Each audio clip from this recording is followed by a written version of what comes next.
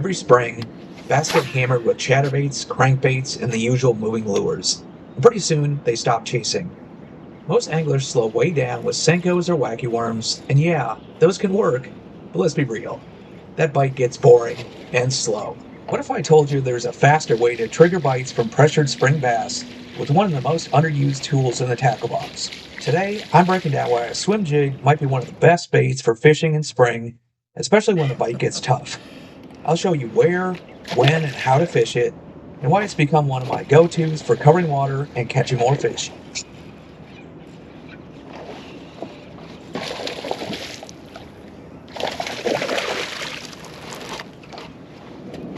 A better one.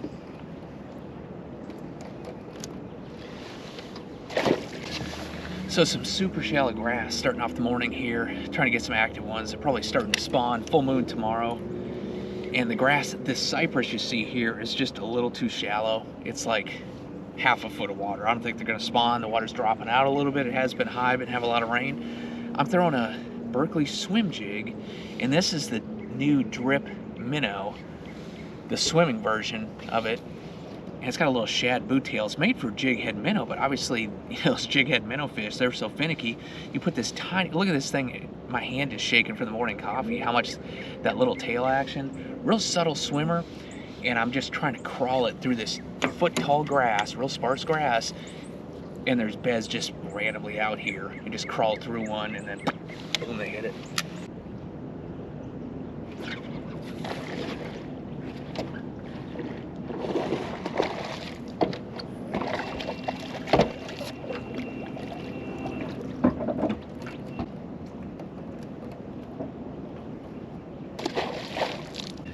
You're gonna see a lot of boats going around a circle today, and you kind of have a couple options. It's just scattered hydrilla way out here. The bushes are a little too shallow, so it's not much grass.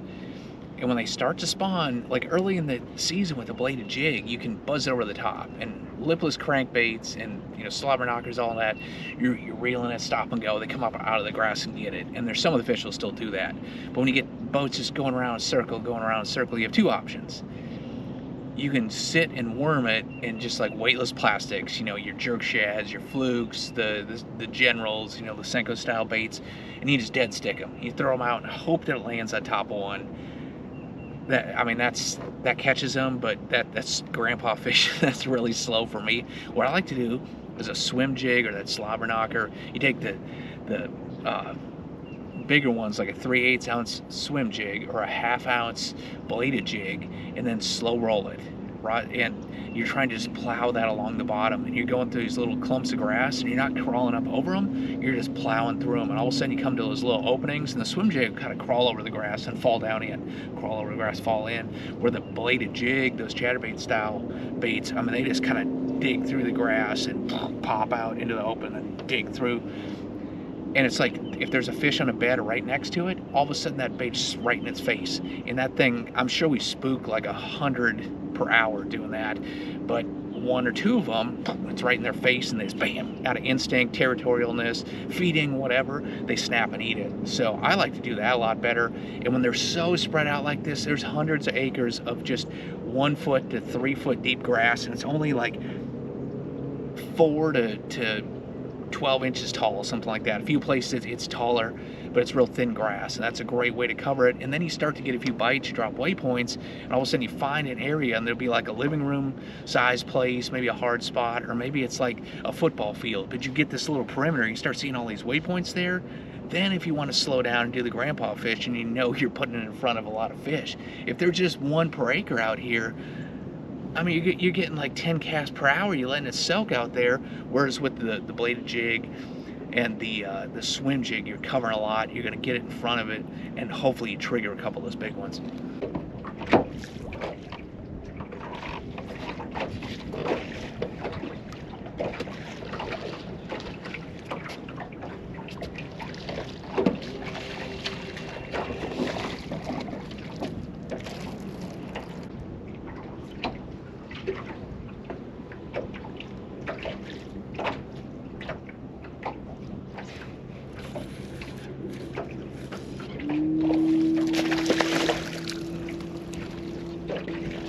That little thing hit the swim bait. or the swim jig like 3 times and finally chattered. Come on thinking, man, maybe I'm just hitting pad stems. Finally, do the old bladed jig out there. Boom.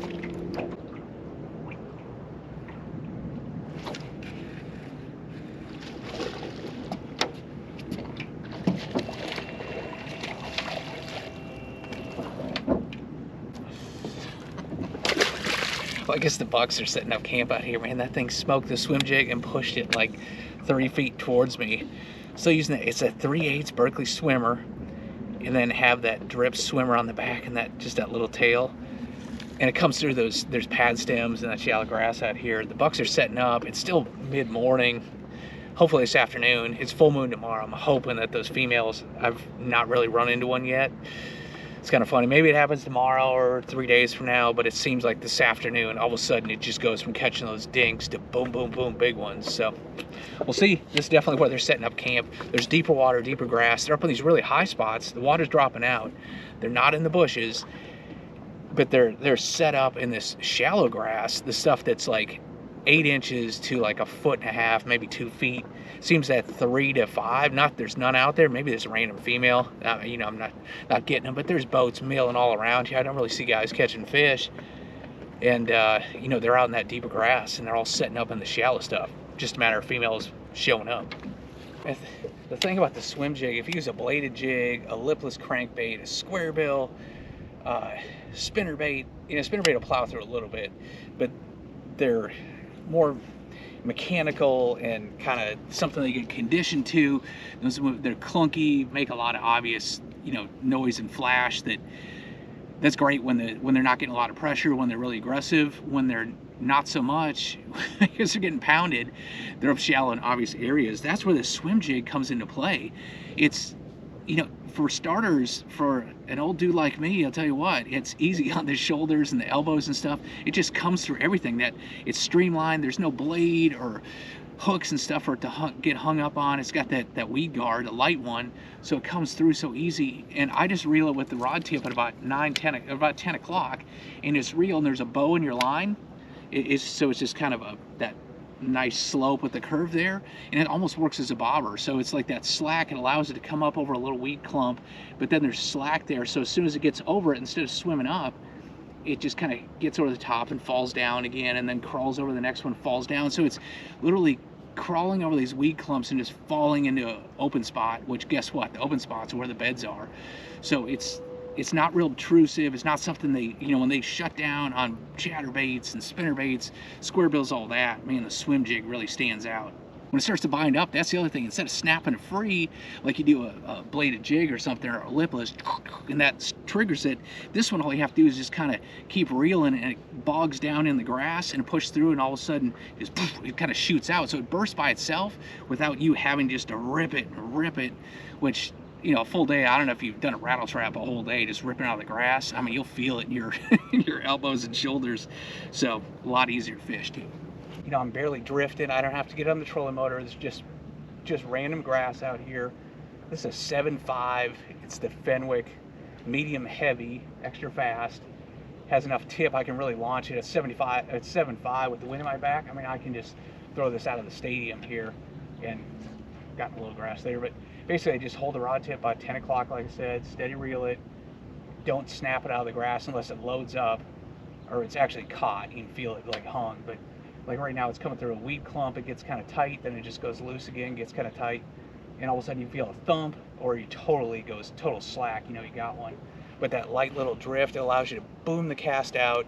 You're only in 1.5 feet of water, so it keeps away from the boat from spooking these shallow fish, and it just, you don't have to make noise with the trolling motor. So that's a light wind is really, that's the deal if you can get that with the swim jig.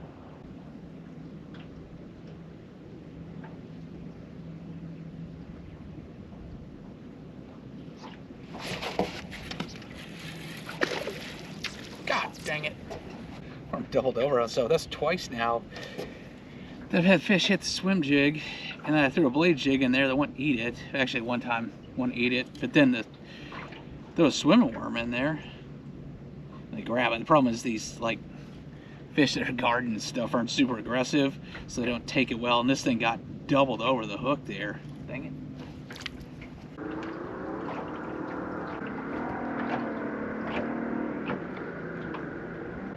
motor is literally trimmed all the way down.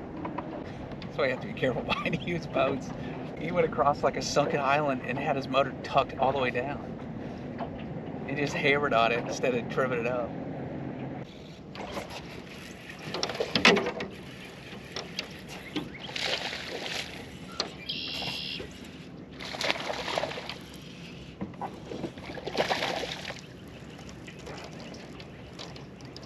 The slicker it gets, the more it's kind of like the Speed Boss. Problem is the buck still. About that time of day where the females move up. Sick of the bucks.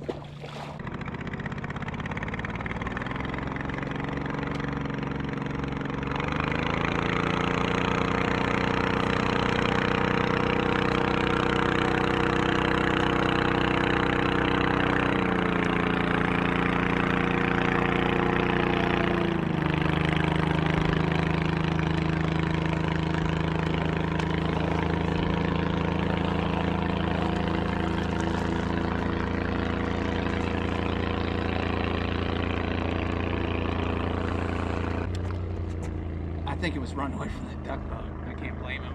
I'd run away too. You know, you can see there's boats milling all over. It's, you know, it's a big lake and there's only one small section with grass, and no secret, it's always been known this grassy section has them. So you kind of have two options. You can, and it's a big area, and I've tried getting away from the crowd, or, you know, here it's not right in the middle of it, but it's the place to get most pressured.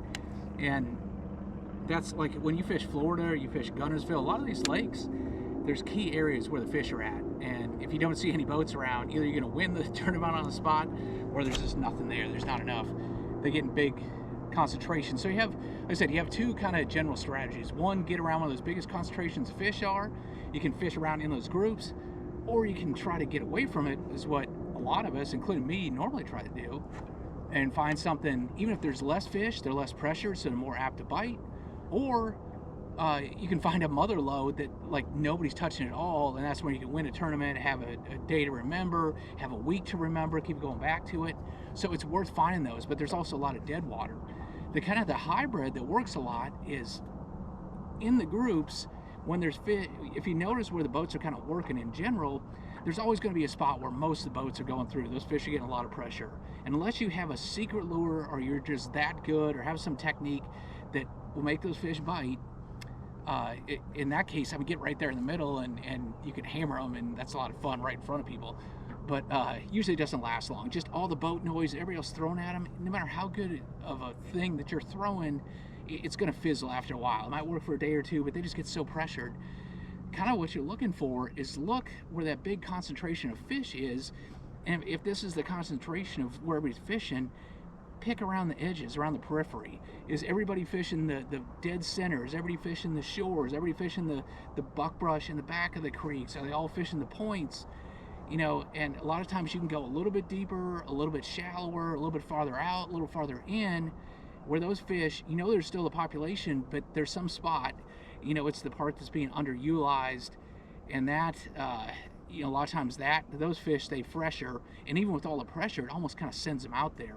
So if you have to fish in the crowd, like I said, it's great if you can avoid them, but if you have to fish in a crowd, you kind of watch where everybody's going and stay on the edge a little bit, fish just a little different, a little bit deeper, change up the bait, obviously helps a little bit, but the main thing is just that location. Get on that little buffer on the edge, and I think that'll work out.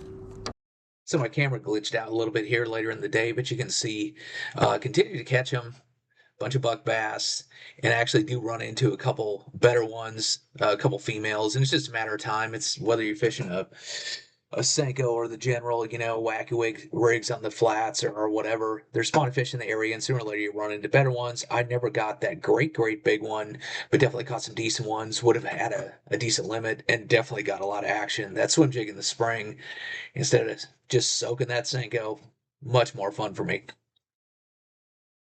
So if you look over my left and right shoulder, there were literally no boats here 20 minutes ago, and now there's like a dozen.